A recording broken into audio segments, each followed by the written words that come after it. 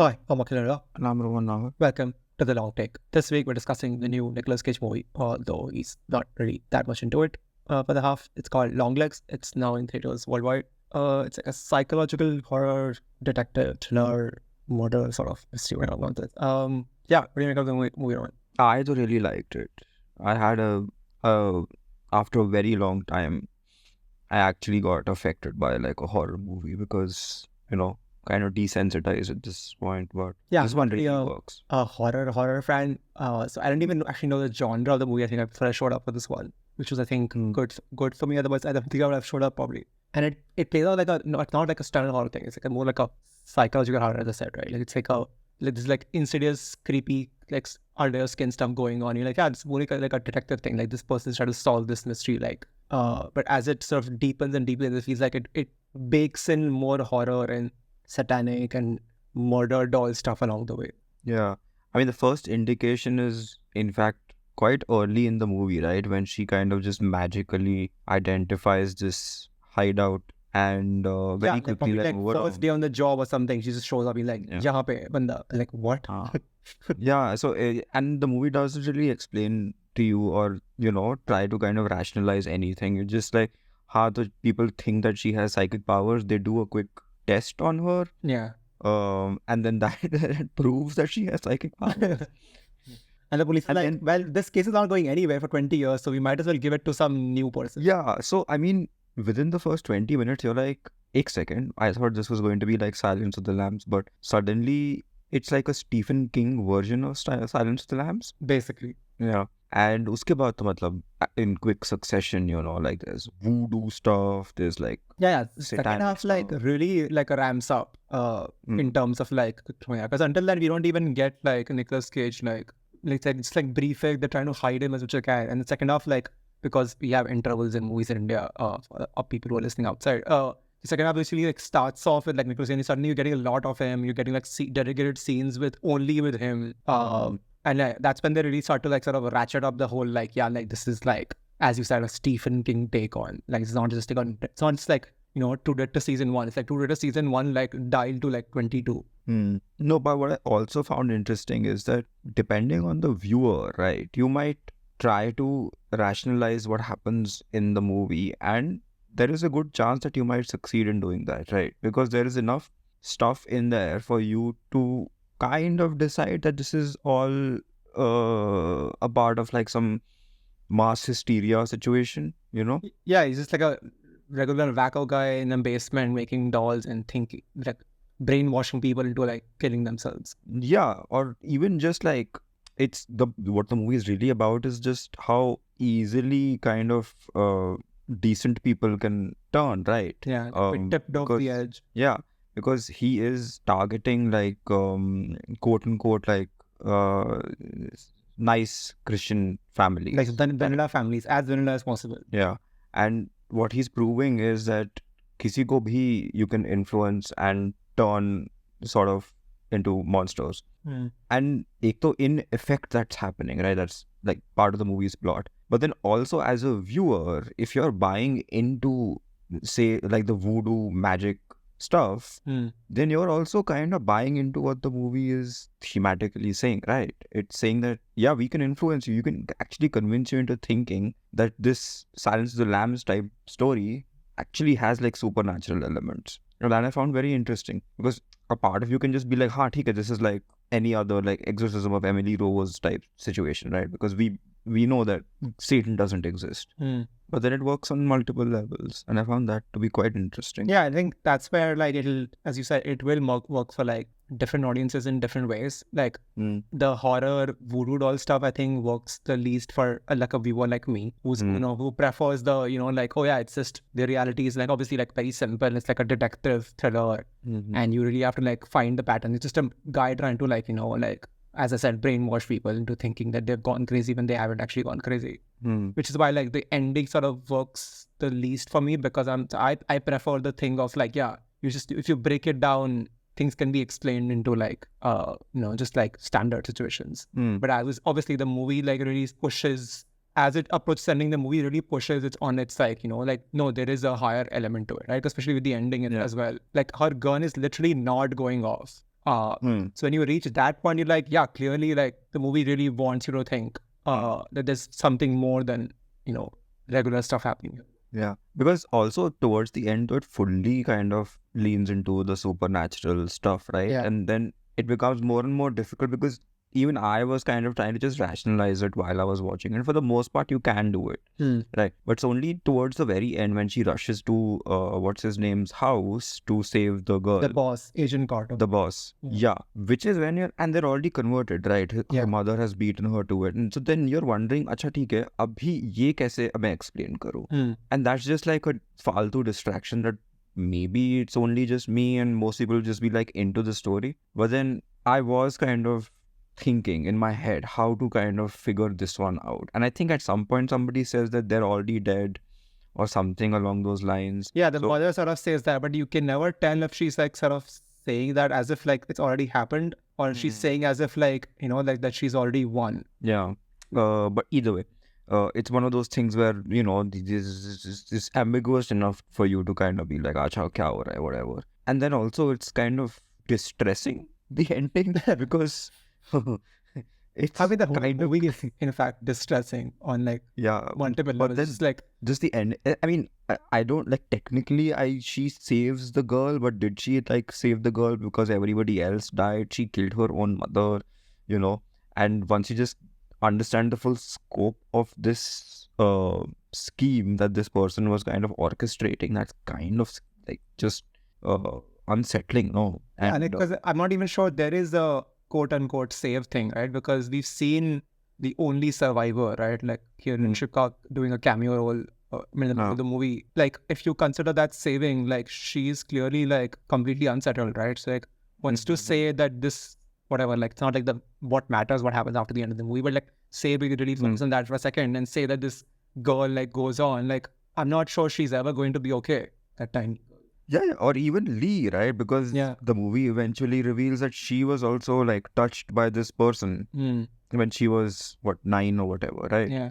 And clearly it's a case of like arrested development. I mean, the movie kind of telegraphs it, but I think that's deliberate. But then it's also a case of like arrested development for her also, right? And just the way that she behaves, like she's constantly on the phone with her mother, even though it seems as if she doesn't want to talk to her, but then she's literally the only person. Yeah, it's at some point it even seems like the mother doesn't even remember her, like which like in hindsight feels like maybe like all the abuse she's gone through, of how she sort of like manipulated people and stuff, what situation she's put herself through all these 20 years for Longlegs. Maybe she's just like purposefully sort of like erasing her daughter from her memory, or maybe she's just going through this like insane level of trauma where she keeps forgetting that she has a daughter. Which is the even more distressing kind of metaphor of this movie, right? Is that raising a child is so terrible that you are... Yeah, because that's the bargain she sort of opts for, right? The Faustian bargain. She's like, like I love my kid so much that I'll wipe out like I don't know how many families she wiped out.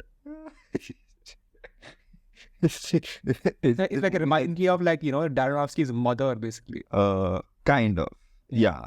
Because that movie is also like just unrelenting kind of like torture. And very bleak view of humanity.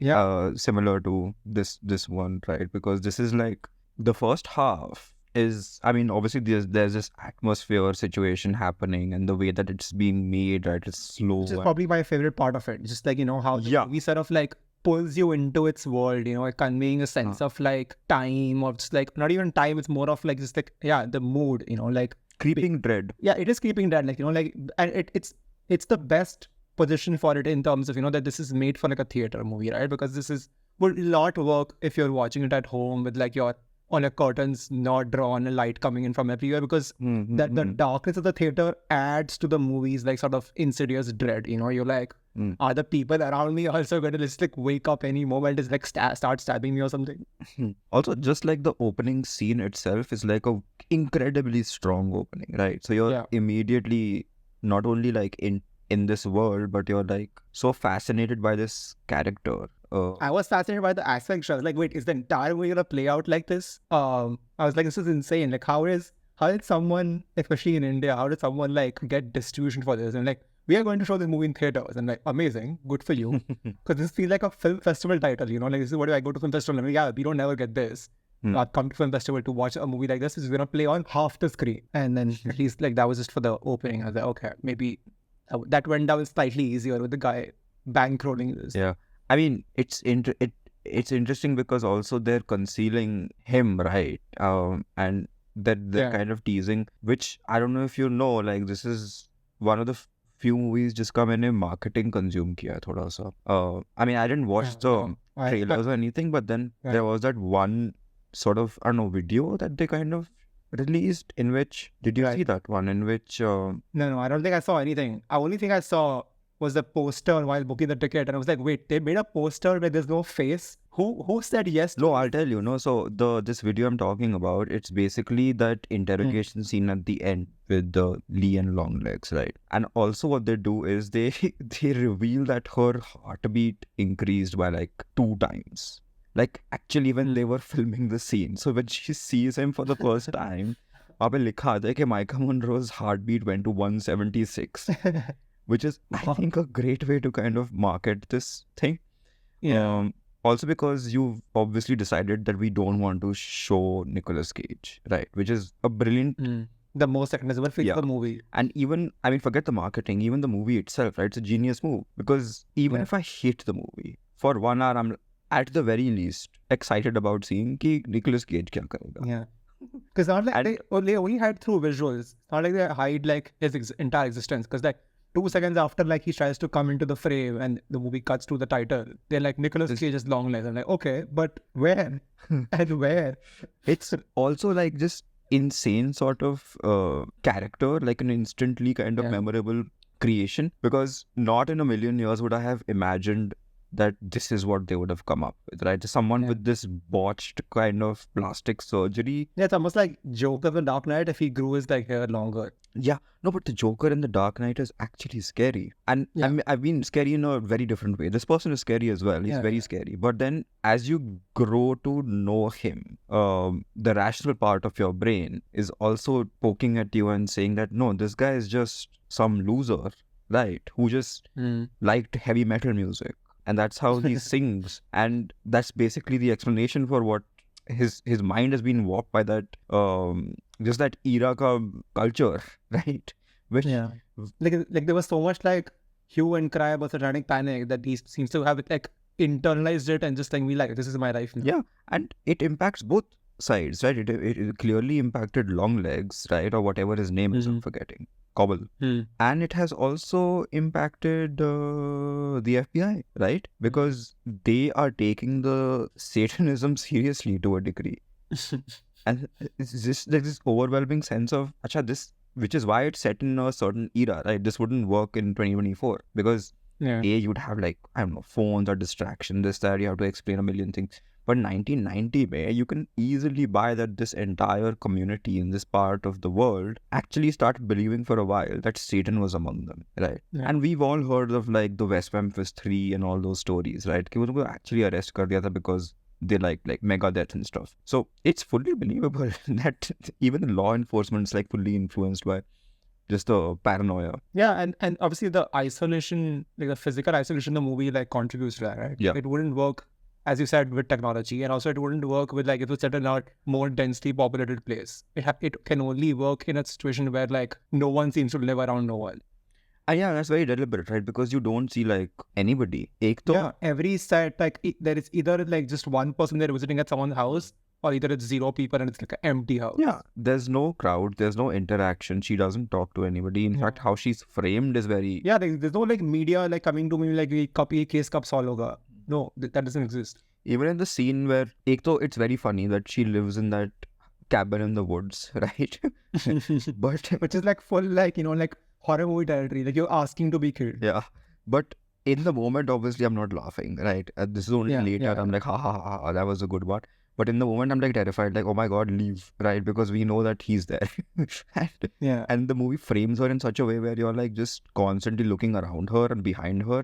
Which is like the movie's full intention. Right? Of course, Every other scene, they're like, they never settle on the characters. They like settle on the space behind the characters. And you always wonder, is scene mein koi aayega ki next scene mein koi aayega? Because it's not fully pitch black behind her, right? Ever. There's like some darwaza khula hua or some light source. Even when it's pitch black behind her because the movie has played with us and toyed us in the past, where they've shown like, you know, a devil under like some burqa or something, or some just eyes, just like just two eyes in a burqa sometimes. You start, it's almost like your brain starts to like project, right? You're like, wait, I think I see some shadow there. I think I see someone there. Yeah. Which is just a great way to kind of keep you engaged, even when there's like literally just one person. Because you are now inserting things that may or may not exist. Yeah, which is, I think, the great kind of overarching theme of this movie, right? Is like, how much are you imprinting onto this world and how much are you kind of just taking literally? Which happens like with all the characters, with whether it's real or not, whether it's supernatural or actually grounded in reality. Because what I thought was also interesting are little touches, right? When Lee does the investigation stuff, and by this time we already know that how supernatural elements has, or they've been introduced. Even then, she always wears those gloves, right? She's like, which is a very tiny way of grounding the story, right? Because if she didn't wear those gloves, the tone would be entirely different, right? When she's wearing those gloves, your mind is like, oh, because fingerprints, this, that, evidence, real world investigation, it's real. It's like almost like how in the starting, when I forget his name, but when the dude arrives in Twin Peaks, he takes everything like a detective thing, right? He's like, this is just everyone has gone bonkers, but at the end of the day, this is just a story about a young teenager being killed. I will solve it and everything will be fine. And then he gets pulled into this town and like, then he finally goes like, oh no, this town is actually like hell. Although here it's reversed, because she is the one with the, I don't know, superpowers. But very fascinating movie. I mean, I think it's been years. Like Hereditary probably was the last horror movie which kind of actually worked on like a psychological level. Otherwise, you're watching and you're like, you're appreciating like from a distance. You're appreciating like the technical stuff. You're appreciating stories. You're appreciating. It's like a comedian when they listen to a joke, right? They don't laugh. They like appreciate the setup and the punchline. Oh yeah, nicely done. Similarly, but this one is like, it really works for the most part. There are a couple of moments where you're like, hey, ye kya ho gaya? But I think I found myself fascinated as well for probably at least like 3/4 of it, like so, like 90 minutes of it. It's a decent ratio, right? Is that it? Yeah. Yep. Okay then. That's all for this episode of The Long Take. You can follow us on Facebook, YouTube, Instagram, and Threads at The Long Take Pod. You can write to us at thelongtakepod@gmail.com. Please leave us a rating and a review where I've seen an episode, and we will see you next week. Thanks for listening.